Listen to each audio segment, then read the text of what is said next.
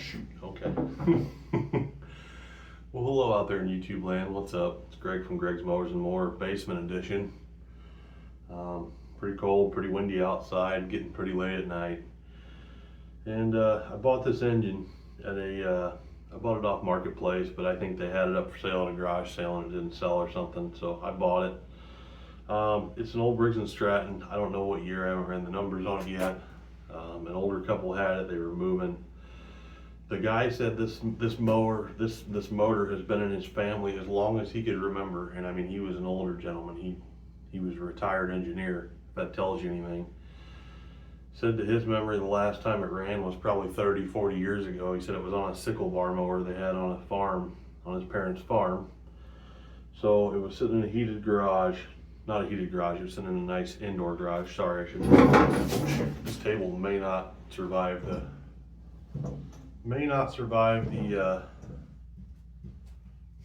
video here.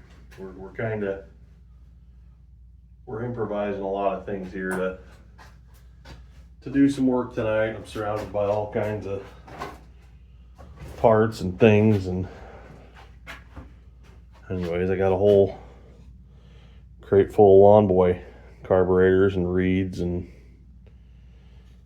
another whole tote full of Lawn Boy parts down there, and Briggs and Stratton Kohler parts galore.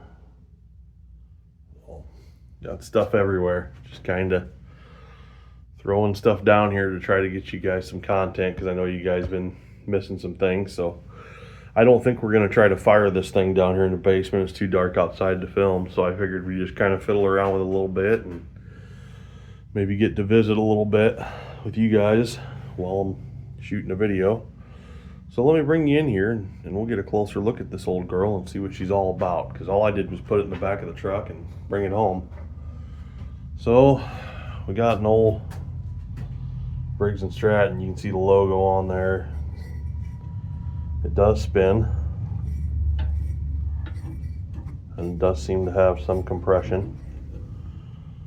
So it's got kind of a funky exhaust on it. I don't know how well you guys will be able to see that, but it's kind of funky. It's got a little pulley on the back end there, but for the most part, pretty clean looking old engine. Move around here, see if it's got any oil in it.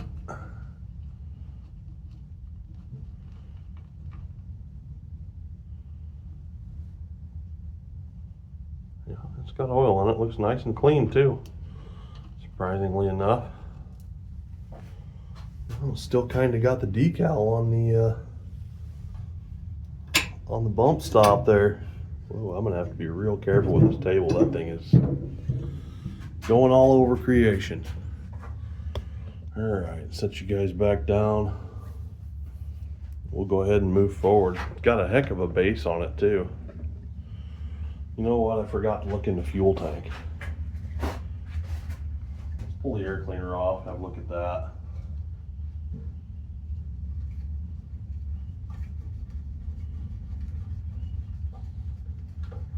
Definitely smells like old gas. Oh yeah, she's degraded down. Yeah, nothing left of that basically. All right, we'll just set that over there. It's interesting. The carburetor locked up. It's pretty stiff. That's free though. All right. I see something down in there. Oh no. Straight up minwax. And I didn't even bring down a paper towel. Oh, look, there's a dirty old one on the floor. I can use that. All right. That tank's not going to be very good. Very savable, but she's pretty gross. I don't know what you guys can see and can't see. Maybe I can move the wobbly table over so you guys can see a little better. Yeah, pretty gross looking down in there. I'm gonna wind up destroying this table. But anyways, let's keep moving forward. Now I think I showed you guys a neat little $20 garage sale tag there. Oh, I'm bumping the tripod around everywhere. There we go. That's better. Sorry, guys. Okay, I don't know if I brought any card cleaner down or not. I think I'm gonna put a little bit of that down in that tank. Just kind of start letting that eat at that varnish because it's pretty crappy. See if I can't get a little lightheaded on some card cleaner down here. Hopefully not blow myself up. All right, let's go ahead and pull the spark plug out. I don't know if did I show you guys the model number on that? Let's do that. Because he's got it, it's kind of unique. Yeah, 60202, I'm gonna have to look that up. Yeah, you kind of can't see too good. Serial number 1254, type 949011. So yeah, I'm gonna have to look those up, see what those mean. I mean, the shroud kind of says to me maybe 60s. Oh, jeez. I mean, I guess it's possible it could be all the way back to the 50s. I think that 60202 might mean a Model 6. I'm just not 100% certain on that right now. You know, I forgot to ask, how are you guys doing? How you guys holding up out there? It's a lot of stuff going on in the world. We've got a lot of sickness here. My son's just kind of getting over having the flu. My wife's not feeling well. She's actually up there resting on the couch right now while I'm doing this. We've been helping my daughter move back home. Man, that thing is stuck. Okay. Yeah, my daughter had some real bad mold issues with her apartment, so she wound up coming back home for a little while. So there was that. Other than that, man, we're good. We're blessed beyond all measure. Things are going well. And you guys have been kind of watching me do my Sabbath videos and what have you. I mean, I've been around some, just not as much as I'd like to be. The weather's been really bad out. I mean, it was kind of nice today, but by the time I get home at night, it's pretty much dark out. By the time you get tools drug out and something figured out to work on, it's just not going to go well. There we go. Let's get a look at this plug, see what it looks like. Well, I don't know. What do you guys think about that? Looks like some bits of carbon on there. I wonder what it smells like. Oh, it smells like Croil and varnish. Not bad, I guess. Stick him in there. See if I can get some Croil down that hole. We'll wind up coating the whole engine in it, I think. There we go. That should be good enough. Alright, let's wheel this thing over. And I got my drill set up here to wheel that over a little bit. Move you guys around a little bit here and see if we get any kind of sparkles, which I kind of doubt sitting as long as it has been.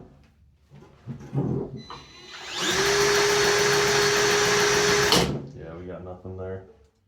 Open the throttle up. Well, that should be open, I think.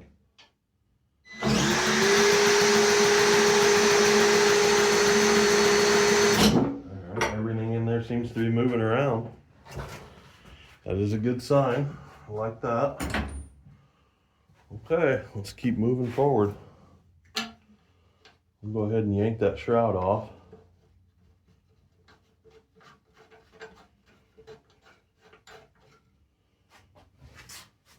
Let's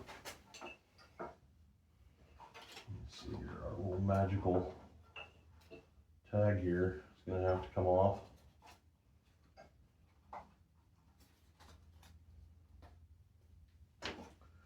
Alright. Set that back down the hole so we don't lose it for now. I don't see any reason why it shouldn't run. So it looks like we got 7/16 here, one down here, probably one over here. So we'll try to get those knocked loose. Having a hard time even seeing my sockets.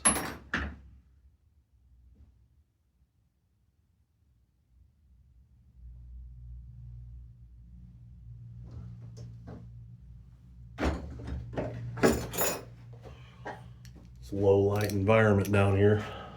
Of course, I guess it's probably better light than some of my videos you guys have seen, huh? Audio quality might be a little better, I guess.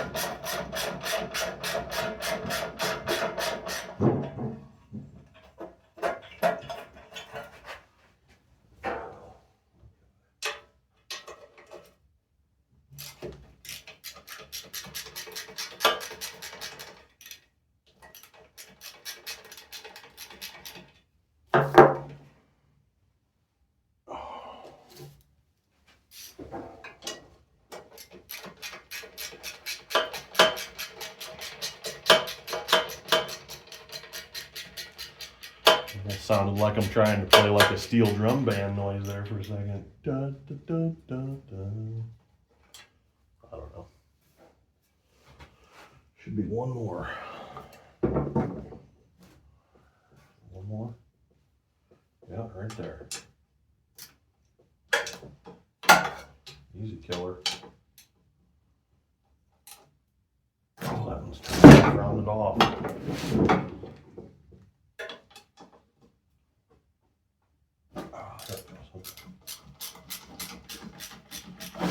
I'm curious to see if there's like a Mises nest under here, anything of that sort. Kind of surprised my dogs haven't barked at me yet down here making all this racket. Usually they bark at a mouse fart. Alright. Shroud looks pretty clean. Got a little bit of spider webbage in there. I mean, the inside of it looks real good. It's a real good looking shroud. Got a really nice looking coil. Not bad at all. Alright.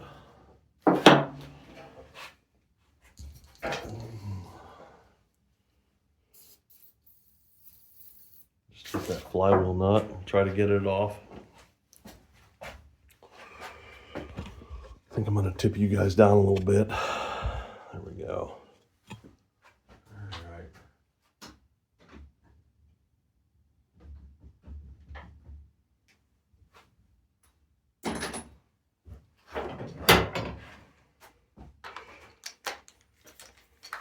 Hopefully this thing's got enough oomph in it. I didn't charge it. It's been in my truck all winter.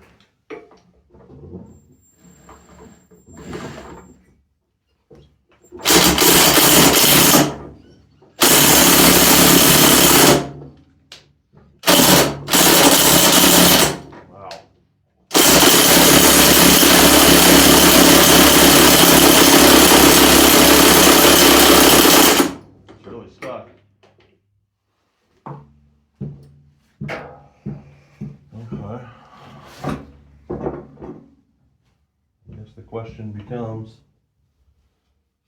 I can't imagine it being the opposite thread there.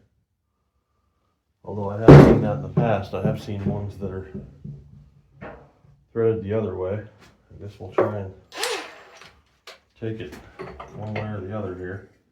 Move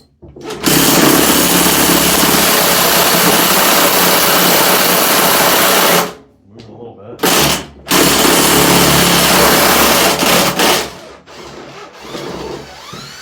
It was an opposite thread.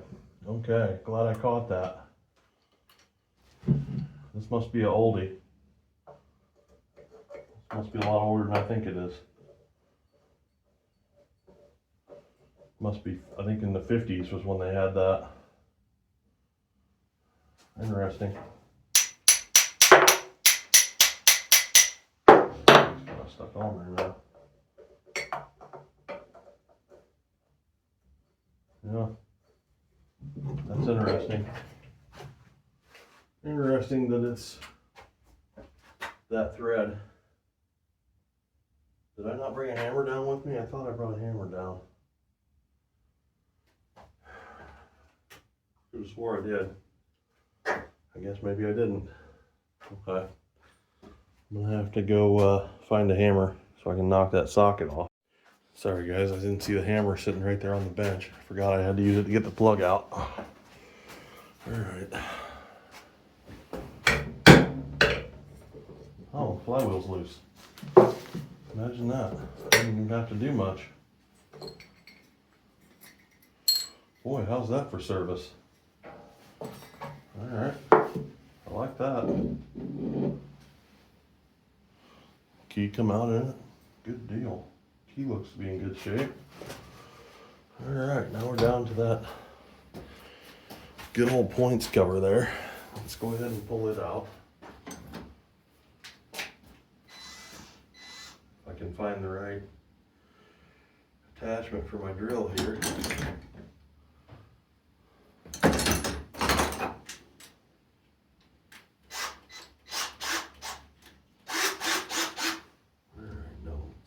Which one is that? Having trouble seeing.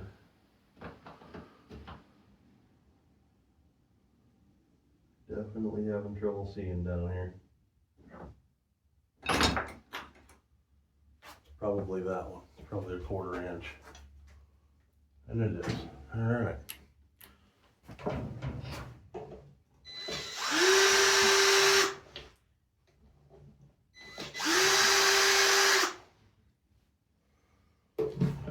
Next question is has the points cover ever been off before? No. Still got the sealant at the top of the points cover. Points cover's never been off before.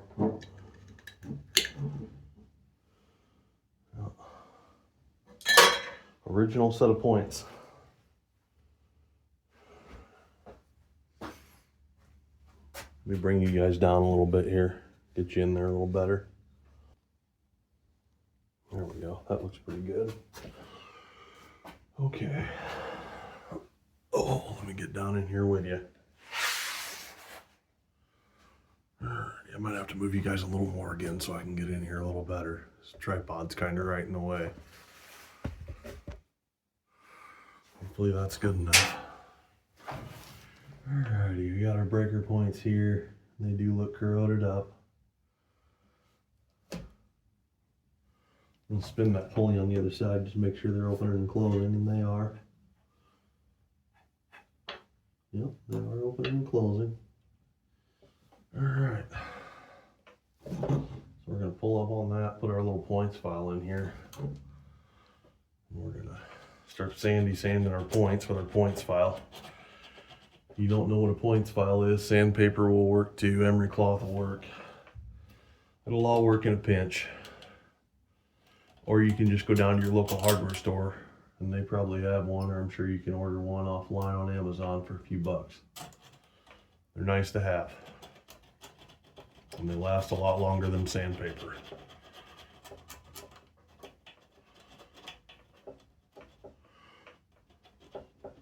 Just try to be even when you sand them. I know the whole motor's moving around right now because of this wobbly table.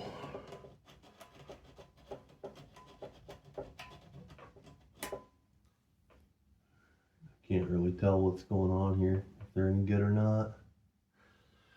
if they're getting anywhere.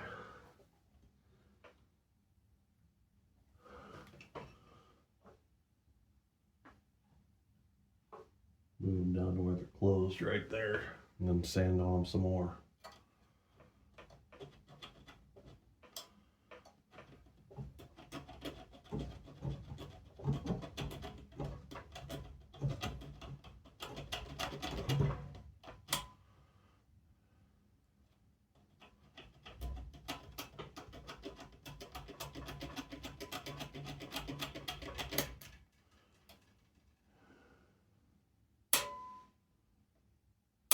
Give them a little flick. Try to get them to make that surface back up.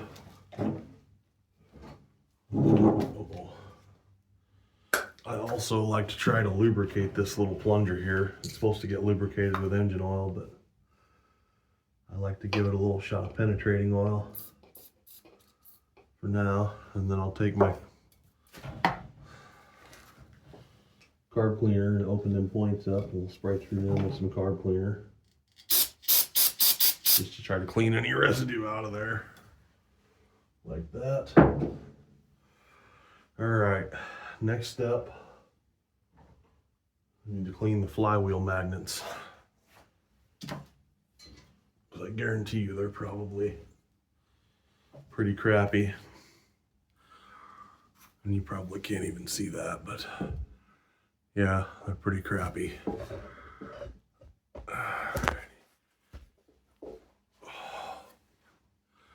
So yeah, we're gonna go ahead and try to clean those up a little bit.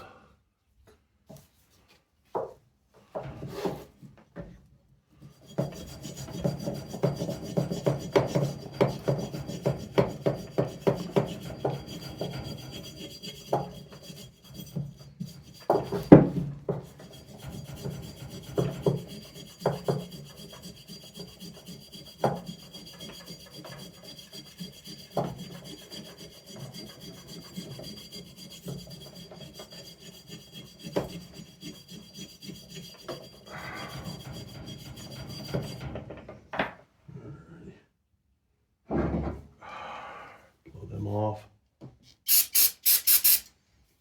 Let's see if they still got any magnetic to them at all, and they do. I think I want to clean on them a little more though. They're still, uh-oh, there went the flywheel key. We can't lose that. All right, still pretty rusty.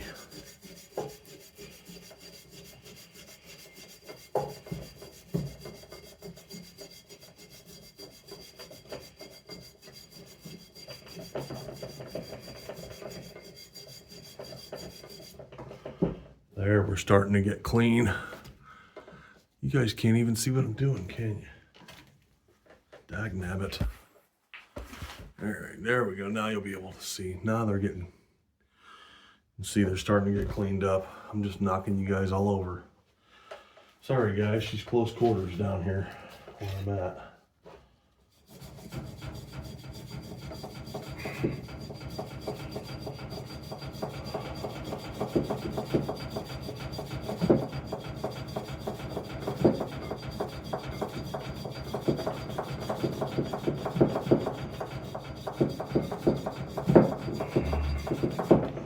There we go, there they're starting to clean up. Somewhat. Not as much as I'd like though. I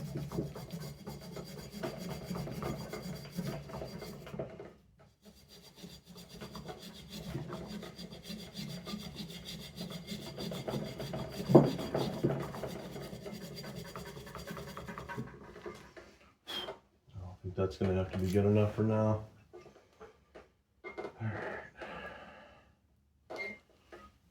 I like to kind of clean the posts on the coil too, just for good measure. Holy cow. Rust was flaking off of there in little chunks.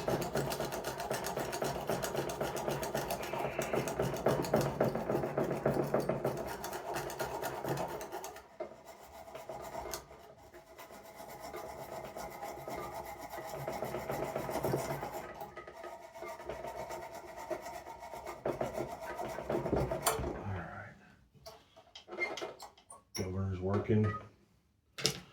Okay, let's go ahead and put our points cover back on.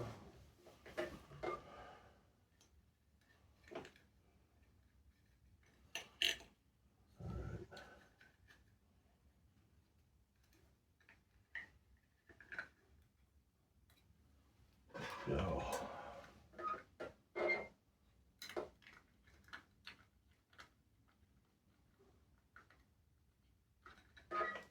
What do you guys think, huh? You think it's going to come back around? I think we're going to have spark now.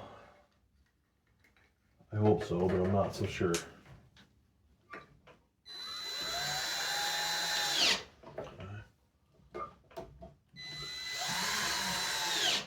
All right. Okay.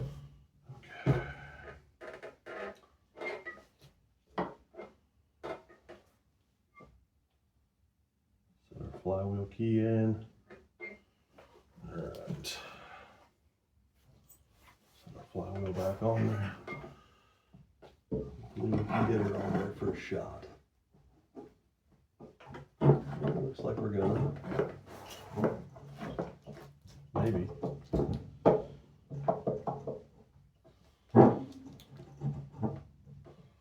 Yeah, okay. Alrighty. This table's kind of ridiculous.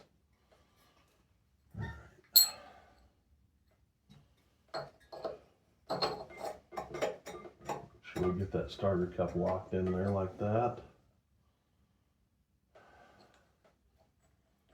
Put our thrust washer back in. Alright, where's our thing at? Here we go.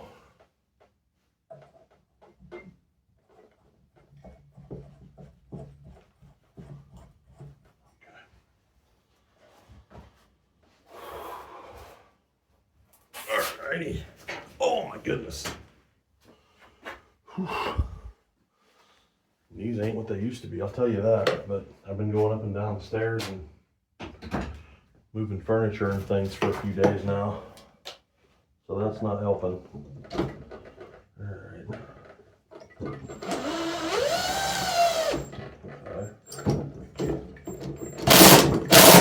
Uh-oh.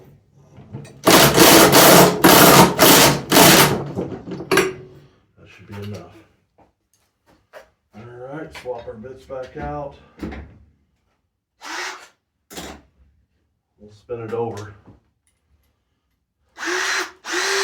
See if we got any kind of spark now. Take our plug back out so our drill's not fighting things. Alright, let me make sure you guys got a view here.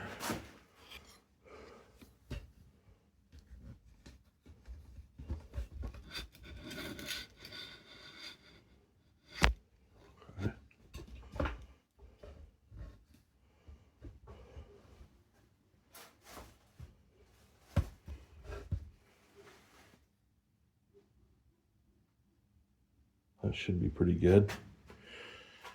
Okay, let's see what we got.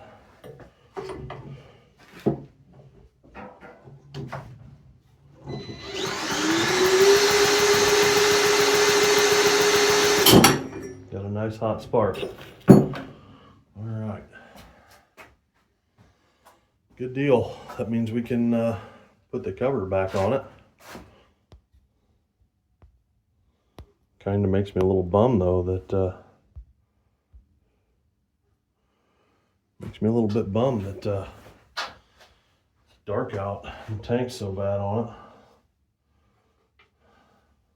But that's all right.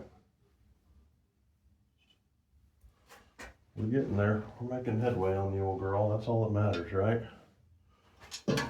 A little at a time and a lot gets done.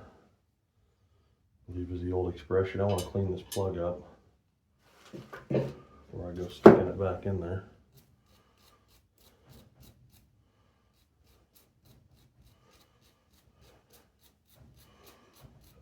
Try to spray that electrode off a little bit.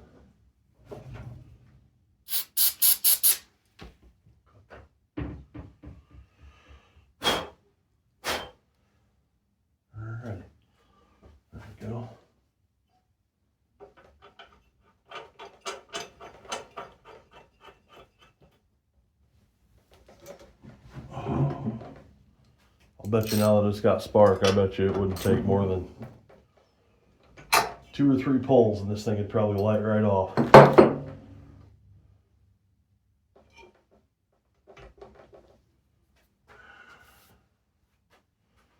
I would say I'd take it upstairs and put it outside on the concrete, but I'd be afraid it'd flop over and break. Let's get rid of them spider eggs out of there. There we go.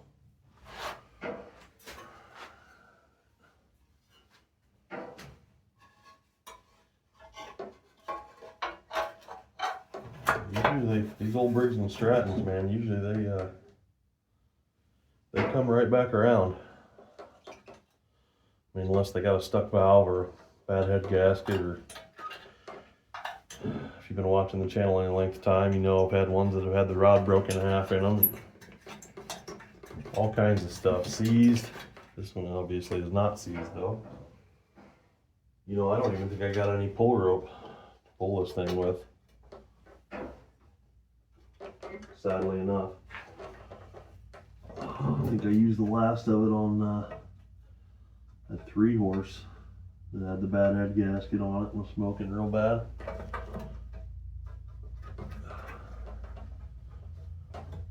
That's alright though.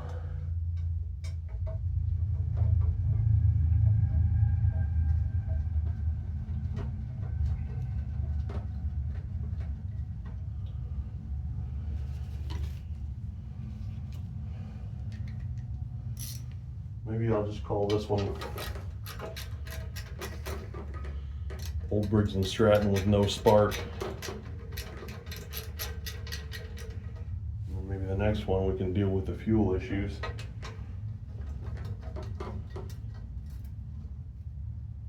I don't know. I'm gonna have to think about that, pray on it, stuff like that. But right now, the way that exhaust sits, man, this thing will light that tablecloth on fire in no time.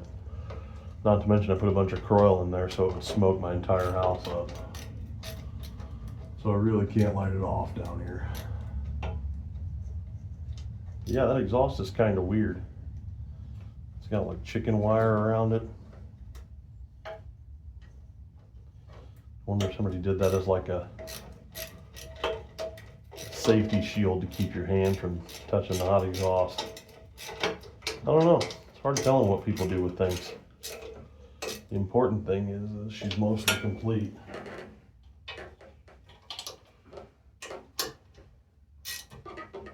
I mean, it could have had a different recoil starter out here, but probably not, because I'm guessing it's older than I thought it was.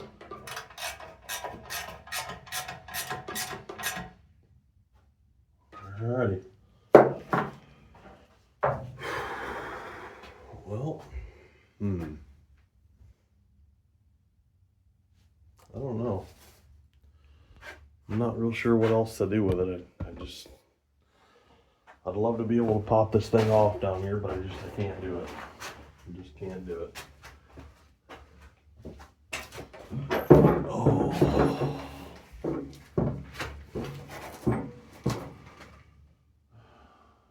She's a neat little engine though. Say that for it. I'm glad to have it.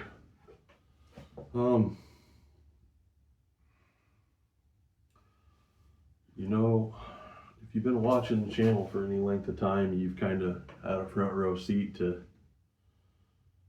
see some of my walk with the Lord. I mean, I've been walking with the Lord a long time.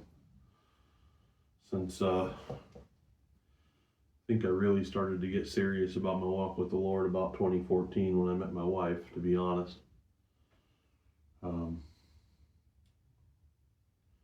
I mean, I accepted him as a child, but I didn't really know what it meant.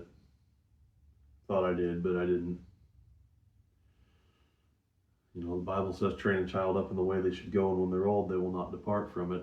I really wasn't trained up as a child in the way that I should go. Did I go to church? Yeah. Did I hear the messages? Yeah, I heard them. Did I understand them? No. No, I didn't. And I saw people in my life making all kinds of different decisions that I thought were the right things and what an adult was supposed to do, and they really weren't. So that kind of got me stuck in some patterns throughout my life. One of them was I became an alcoholic. A really, really bad alcoholic. For about 10 years of my life, I lost alcoholism. I would drink from the time I got up until the time I passed out. I used to drink about a case of Budweiser a day. Sometimes on Saturday or Sunday, I'd wake up about 6, 7 in the morning, start drinking. By noon, 1 o'clock, I was going back to the gas station buying another case. And then after that, I'd go to the taverns and mingle about and participate in all kinds of hooliganisms. But the Lord broke all that off of me. Saved me from that. And I'm super grateful for it. Super, super grateful for His mercy, for sure. But now that I've gotten to where I'm actually studying more in the Word of God and learning more about who God is, what He expects from us, it leads me to reflect a lot more back on my younger youth and things that I wish I'd done differently, things that I look back on now, and I just wish that the younger generation would choose to make better decisions than I did.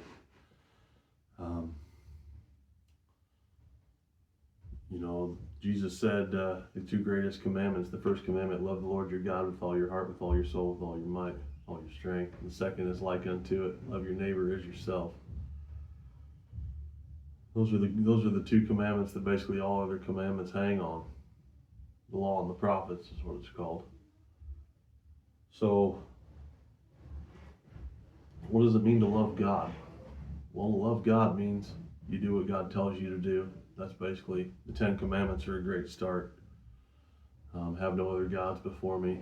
Keep the Sabbath holy, which is from Friday sundown to Saturday sundown, regardless of what the world tells you. Don't covet anything of your neighbors. Don't steal. Don't commit adultery. Don't murder.